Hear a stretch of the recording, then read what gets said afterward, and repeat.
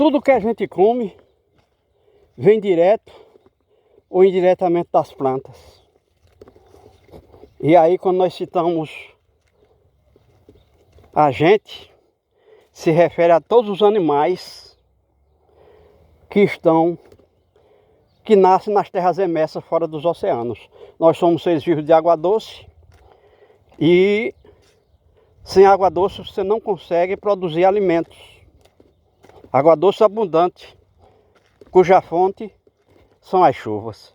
Aqui nós estamos vendo um formigueiro, um inseto, que se alimenta de plantas, de folhas.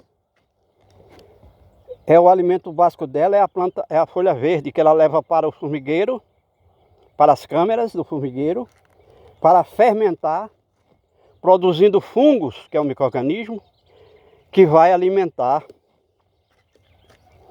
as formigas. A maioria delas, algumas são carnívoras, mas a maioria das formigas se alimenta de fungos. E o fungo é gerado nas plantas verdes fermentadas. Fermento é fungo. Então as folhas verdes são levadas para as câmeras do formigueiro, lá são fermentadas, criando fungos.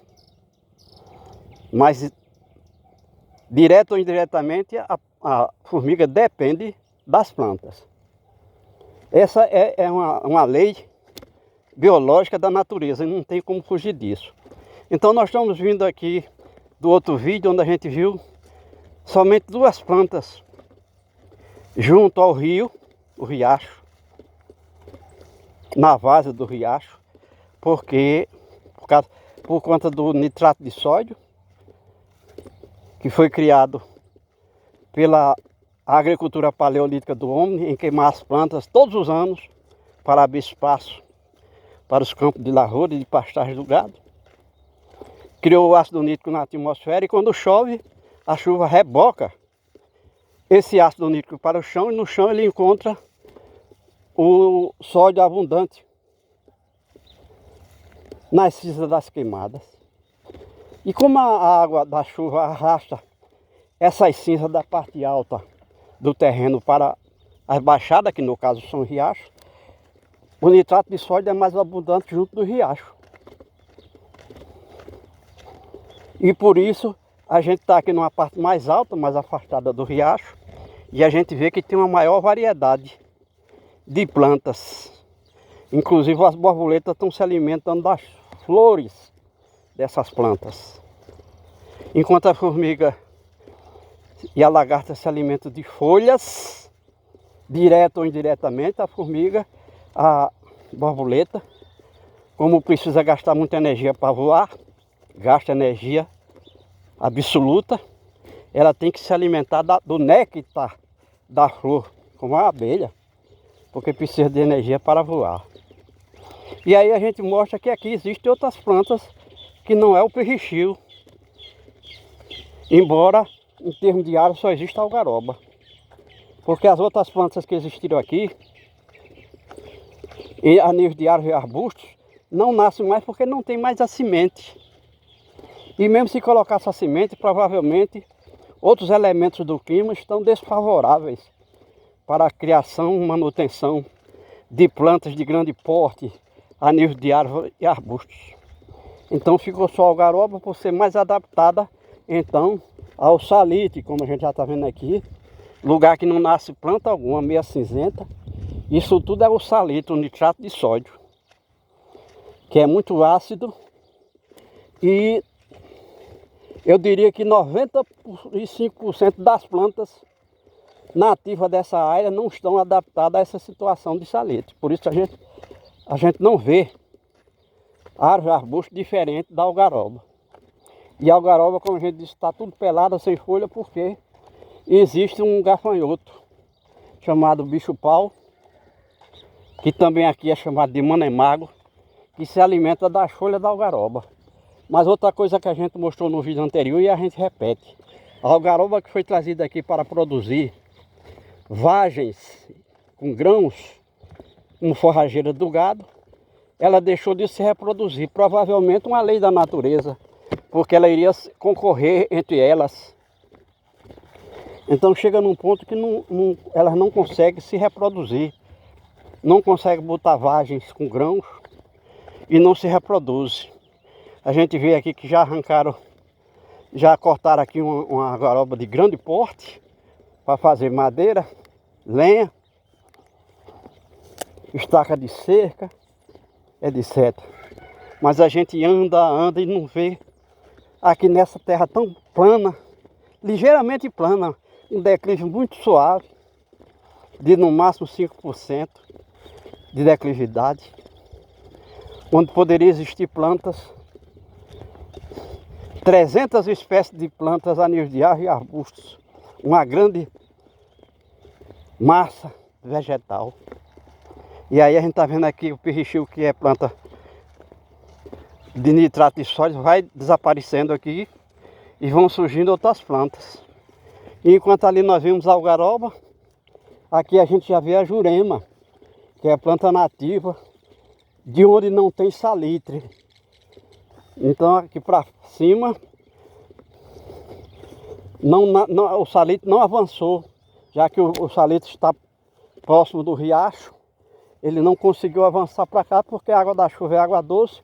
Todos os anos chove aqui no mínimo 400 milímetros por ano.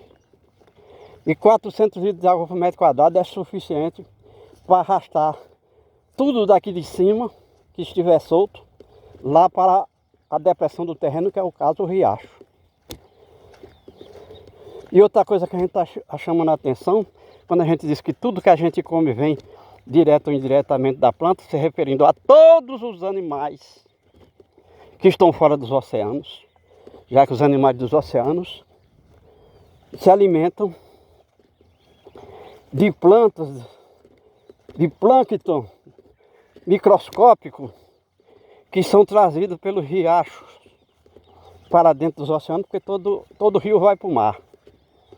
Ou mesmo pelas correntes marítimas, como queiram, que tem diversas circulando pelos oceanos afora, e a gente sabe que os oceanos cobrem mais de 70% da superfície da terra.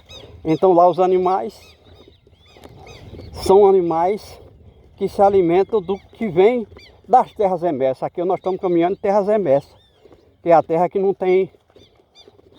não é coberta pela água do mar. São terras emersas.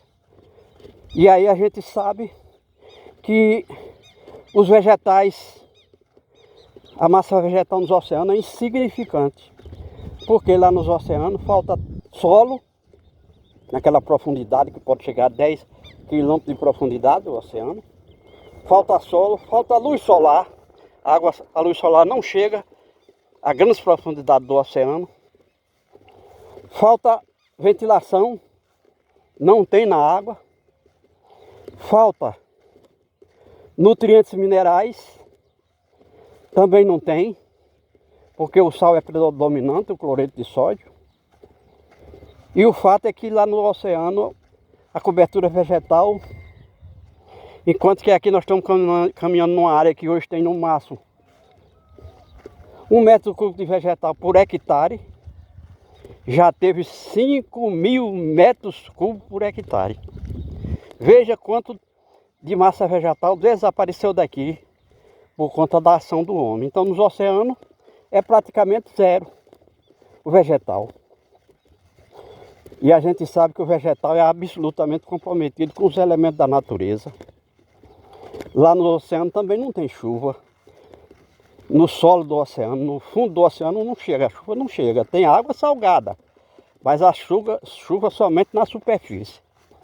E o volume de água salgada é tão grande que a chuva que se precipita, que é água doce, se precipita nos oceanos, não muda em nada a vida nos oceanos. A chuva de água doce não muda em nada, porque são seres vivos de água salgada. Então, como o vegetal é o quinto elemento da natureza, significa dizer que lá nos oceanos não tem massa vegetal, porque também não tem os elementos da natureza. E aí nós caminhamos aqui fazendo esse vídeo de educação ambiental científica, porque nós somos a única fonte didática e metodológica capaz de fazer um vídeo aqui explicando por que a vida aqui desapareceu pela ação do homem. Explicamos como é que desapareceu, como é que o homem fez para transformar uma terra tão úmida e fértil nessas condições catastróficas que a gente vê aqui, onde só existe praticamente duas plantas, uma a nível de relva, que é a perrichil, uma gramínea, e outra a nível de árvore e arbusto, que são as algarobas. Então tudo isso aqui era uma mata fechada com variedade de espécies infinita. Não digo infinita porque se conta a quantidade de espécies que existiram aqui. Mas se compararmos com essa aqui que só tem duas espécies de vegetais, a cobertura vegetal que existiu nativa aqui era descomunal. E hoje não tem plantas. E isso já aconteceu desde o século XVIII. O homem foi destruindo. O que ele fez aqui, a sua ação nefasta, foi como se o câncer, ou melhor, a lepra, tivesse atacado o corpo de uma pessoa, de um ser humano, e fosse tirando a sua carne, destruindo, corroendo.